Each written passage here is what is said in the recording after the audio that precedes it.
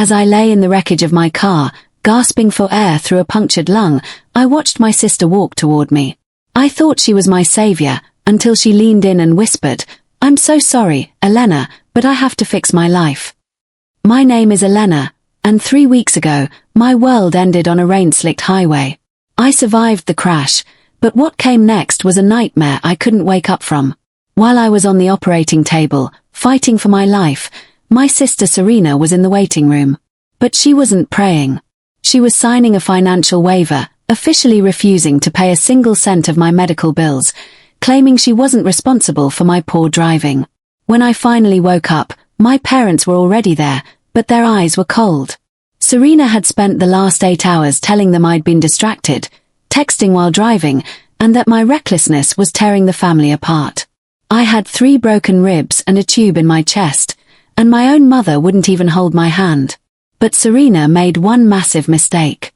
She forgot about Leo. Leo is my oldest friend and a master mechanic. When he towed my car to his shop, he didn't see wear and tear. He saw a clean, jagged cut through my stainless steel brake lines. Someone hadn't just hoped I'd crash, they had insured it. "Elena," Leo whispered over the phone, his voice shaking. "This wasn't an accident. This was an execution." I didn't want to believe it. I couldn't. But then I got a call from Beatrice, the trustee of my grandmother's $2.3 million estate. She asked me if I was aware that Serena had been inquiring about incapacity provisions just 2 days before my crash. If I was dead or brain dead, Serena would get immediate control of my $1.15 million share to manage it for me. I realized then that my sister didn't just hate me, she needed me out of the way to pay off her husband's $1.8 million debt. I decided to play along, acting the part of the unstable, traumatized victim while Leo and a private investigator dug into the shadows Serena thought she'd cleared. But what we found on her husband's phone wasn't just a plan for the money. It was a plan for what to do with me once the incapacity papers were signed. And that was when I realized the crash was only the beginning. I sat in that wheelchair, staring blankly at the wall as my sister Serena guided my hand toward the legal papers. She thought I was a broken shell. She had no idea I was recording every single word of her comforting lies. For 2 weeks, I played the part of the traumatized, unstable sister. I spoke in whispers. I let my hand shake when I held a glass of water. I even let Serena manage my daily schedule. My parents watched with pity, convinced by Serena's constant whispers that I had lost my grip on reality after the accident. But behind my bedroom door, I was working with Leo and a private investigator named Silas. While Serena was busy picking out expensive outfits for the upcoming Heritage Foundation gala, Silas was tracking her husband Mark's movements. We found out that Mark didn't just have a failing business, he was $1.8 million in debt to some very dangerous people. They weren't just losing their house, they were losing their lives if they didn't get my inheritance.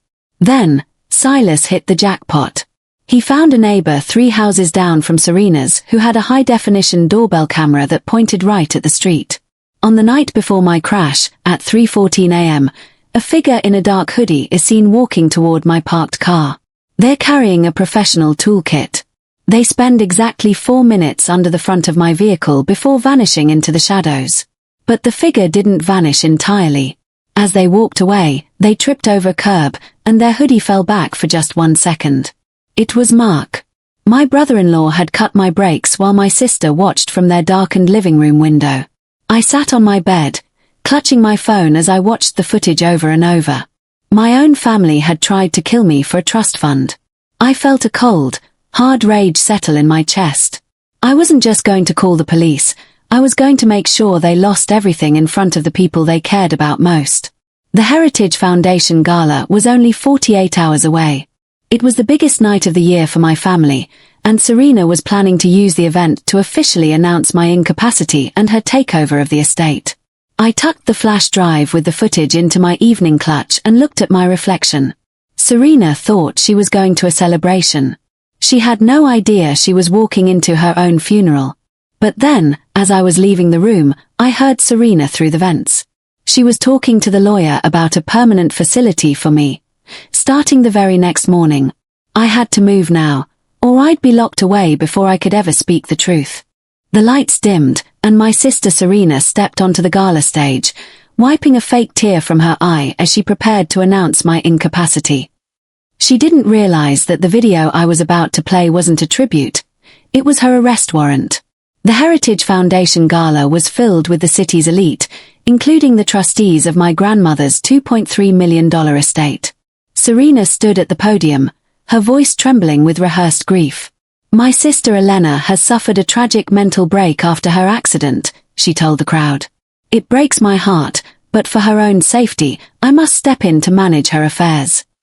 I stood in the back of the room, my heart hammering against my ribs.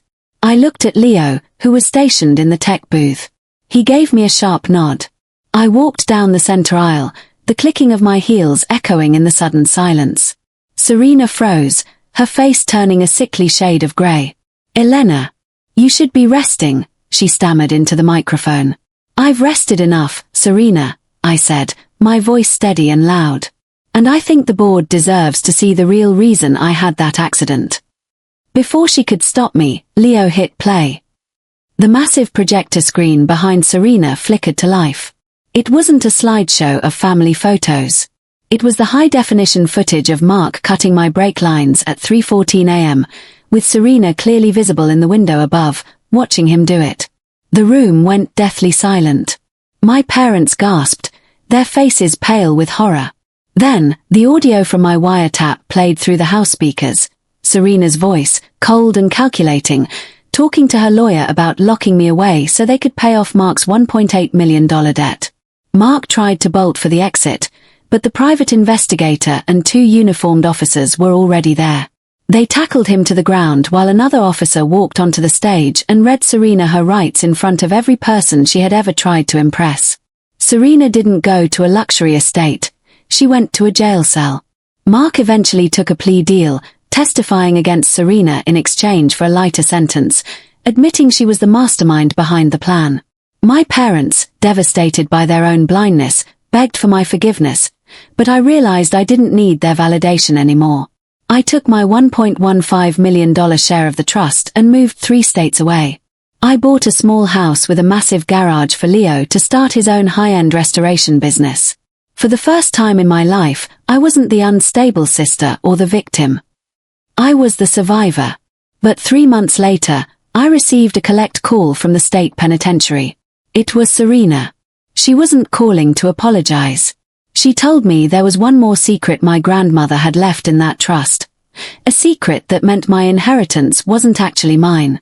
And that was when I realized the $2.3 million was just the tip of the iceberg.